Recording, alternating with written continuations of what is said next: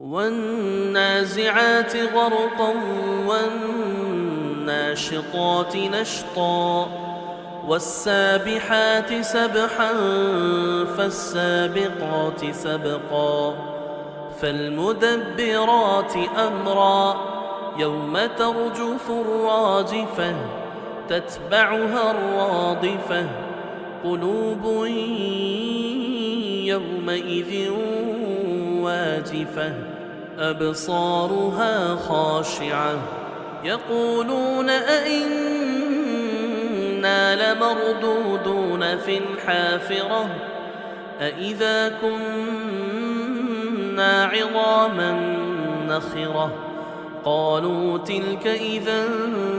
كرة خاسرة فإنما هي زجرة واحدة فإذا هم بالساهرة هل أتاك حديث موسى إذ ناداه ربه بالواد المقدس طوى اذهب إلى فرعون إنه طغى فقل هل لك إلى أن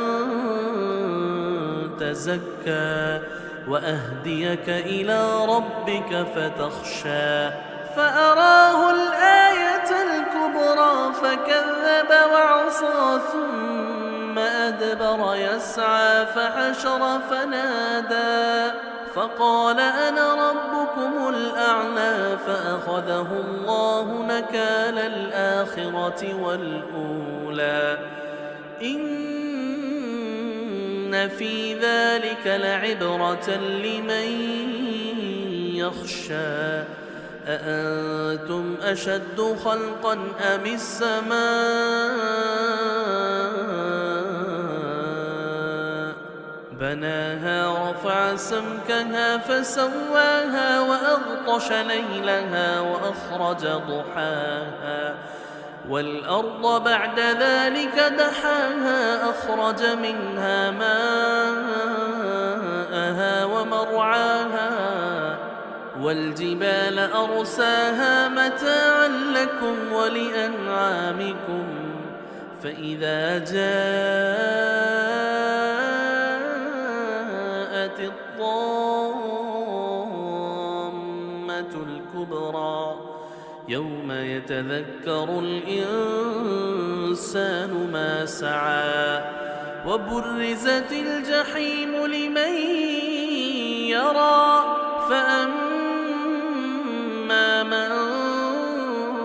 طغى وآثر الحياة الدنيا فإن الجحيم هي المأوى وأما من خاف مقام ربه ونهى النفس عن الهوى فإن الجنة هي المأوى يسألونك عن الساعة أيان مرساها فيم أنت من ذكراها إلى ربك منتهاها إنما أنت منذر من يخشاها كأنهم يوم يرونها لم يلبثوا إلا عشية أو ضحاها.